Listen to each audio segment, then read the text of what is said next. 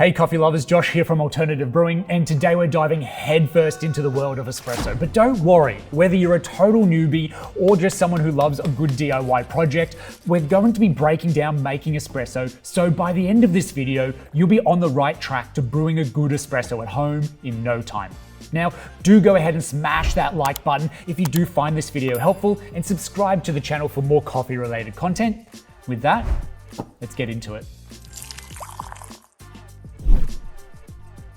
First up, let's talk gear. Now, you don't need to be blowing a month's paycheck to make great espresso, though you will need some time investment. Regardless of if you spend $300 or $3,000 on gear, the essentials are the same. And there are two main setups here. We've got machines with built-in grinders, such as the popular Brew Barista Pro, or separate grinders and machines like the one on my other shoulder. Now, both are great options and they accomplish the same basic needs for espresso, which is grinding fine coffee, heating water fast, and then pumping that water at high pressure to get that liquid gold. Now, here's where things get serious. Measuring is the game changer. I'm gonna repeat that.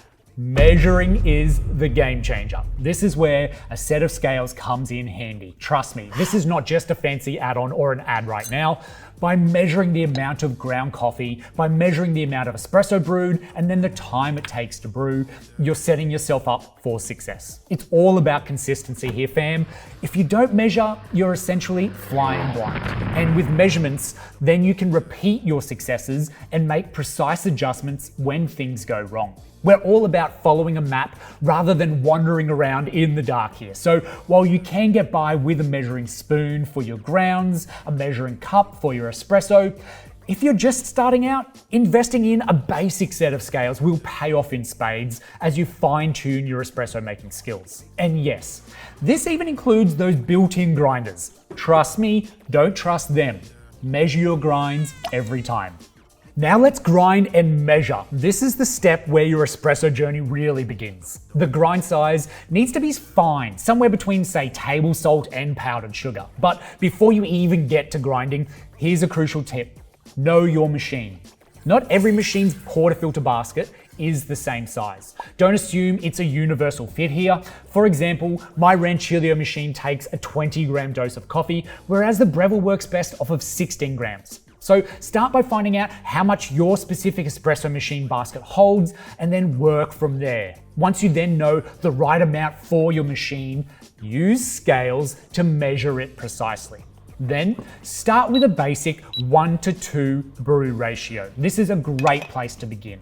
If you're using, say, 18 grams of coffee in, then you're going to be aiming for twice the amount out, so 36 grams of brewed espresso.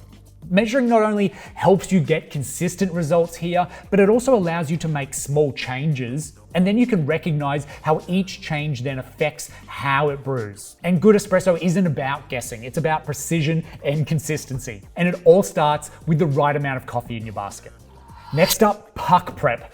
Yes, puck prep is the thing. And at the very least, you want to settle the bed of coffee. Now, you could just tap the portafilter down slightly to eliminate any clumps and then give it a good level tamp. Now, a level tamp is crucial here, not tilted to one side, and if it is, adjust to get right.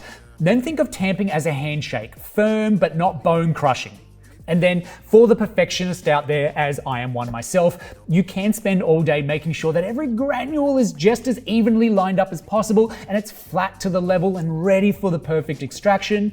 But for now, we'll just keep it simple. Now comes the moment of truth, pulling the shot. Now, be careful not to knock the portafilter as you place it into the machine. This is where everything comes together or falls apart. It is crucial to brew and measure to your desired amount. Remember when we measured out our 18 grams of coffee? We're aiming for a 1:2 brew ratio, meaning twice as much liquid coffee as ground coffee by weight. That means we're aiming for around 36 grams of liquid espresso in the cup, and we're keeping an eye on the scale as the espresso brews. You want to stop the extraction when you hit that 36 gram mark or just before, as it will drip a little bit further. If you pull the shot too short or let that shot run too long, the flavors are going to be off. Now, the beauty of measuring is that it allows you to replicate good shots and adjust to the not so great ones. Remember, Always measure to your desired amount and stick with that brew ratio for now. Now let's talk measuring time. Check how long it took to brew your shot. Was it 10 seconds, 17, 49? Nah. We're aiming for around 1.5 grams of espresso for every second that we're brewing. That usually lands us around 24 seconds for a 36 gram espresso out, or 27 seconds for a 40 gram espresso shot out. Here's a little cheat sheet for you. Start by figuring out how much ground coffee your machine needs. Say it's 18 grams. Multiply that by 2 and you get 36 grams. That's the amount of espresso that you will want to brew out. Then to figure out how long it should take to make that espresso, divide that espresso amount by 1.5. So for 36 grams of espresso, you're looking at roughly 24 seconds of brew time. This gives you a solid starting point. And, drum roll, I need a drum roll, thank you.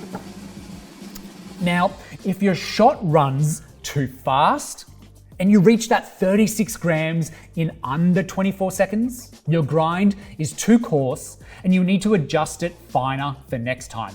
And if it takes longer than 30 seconds to brew that 36 gram shot out, your grind is too fine and you need to coarsen it up for next time. Always measure the amount of coffee in your basket, always measure the amount of espresso in your cup, and then you'll start to adjust the grind to get to the time and start to find that sweet spot. And that's the meaning of life. I mean, that's dialing in a good espresso. And there you have it, an introduction to making espresso. Wait, one second. There's something I need to cover off before we finish here. Let's chat about dialing in that grind real quick. Here's the deal. Every shot of espresso that you pull is like a mini science experiment. If your brew's time is out of whack, it's usually the grind size that's the drama queen here. So don't be afraid to change the grind, but just go easy. Small grind changes like baby steps. And a pro tip, keep everything else locked down when you do this. So your coffee dose and your espresso amount the same, and then that way you'll know it's your grind size that's making the magic not happen. Then over a few shots, you'll start to see how these little grind changes get you closer to that time that you're after.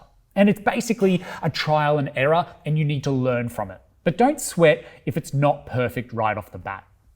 And enjoy. Carry on.